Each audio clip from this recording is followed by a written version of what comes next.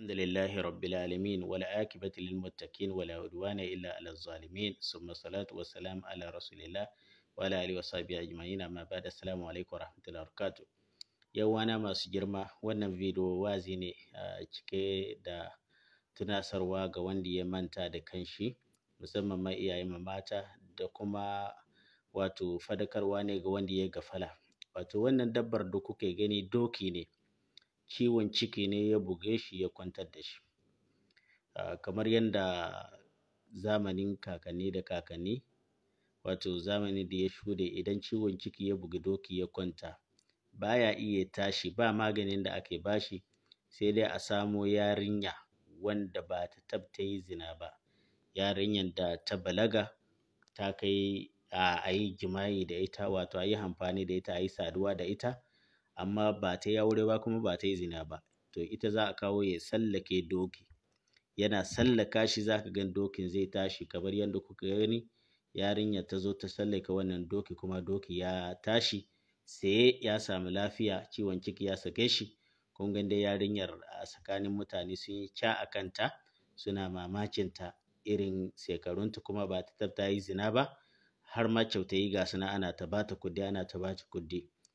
Wannan babban izina ne musamman ma ga matasan yaran mata waɗanda suke tasowa wannan zamani, waɗanda ba su kula da halittar da Allah subhanahu wa ta'ala ya ba su, mutuncinsu. Da kun ga yarinya ta kula da rayuwarta, ba ta tabta yi zina ba, yana sallake doki za ku ga dokin zai tashi, ciwon ciki zai sake ta. Ba don haka ba, jahiliya ba su da wani maganin da za su ba dokin ta tashi.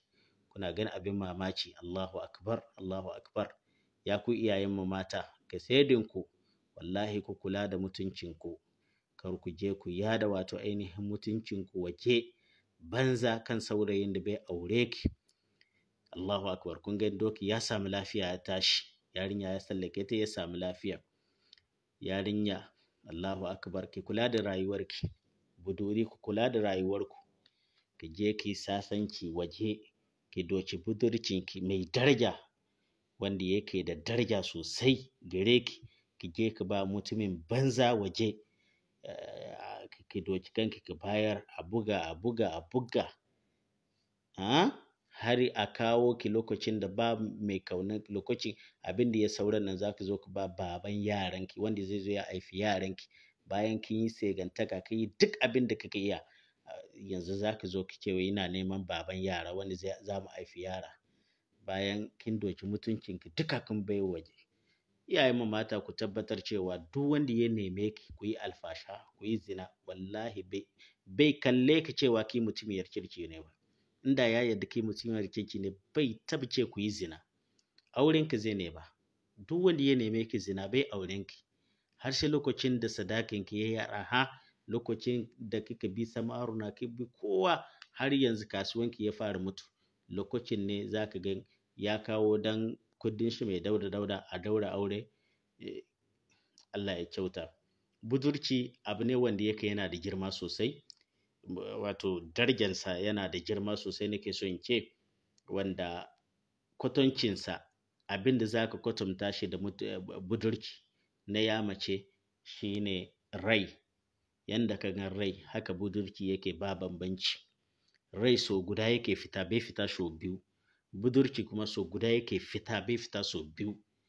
Ko yaya mace ta sa magani, ta sa wani abubuwa kasa domin ya kakkama, karya ne, aikin banza ne, budurci ya riga ya tafi.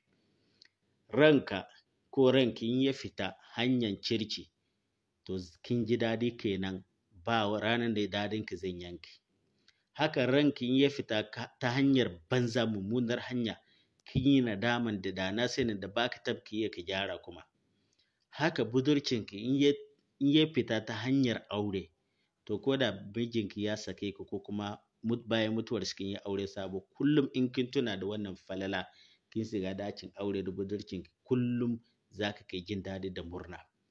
Amma in budurcinki ya fita hanyar banza, wallahi ko president ko shugaban shashasha ma ya aure ki, in ya haifu da kai, za ka ke tunawa da mummunan asarar da kika yi da bakin ciki, har ka mutu ba ka manta da wannan bakin ciki. Sai sa iyayenmu mata, ku kiyaye yaranku mata, كو مسكين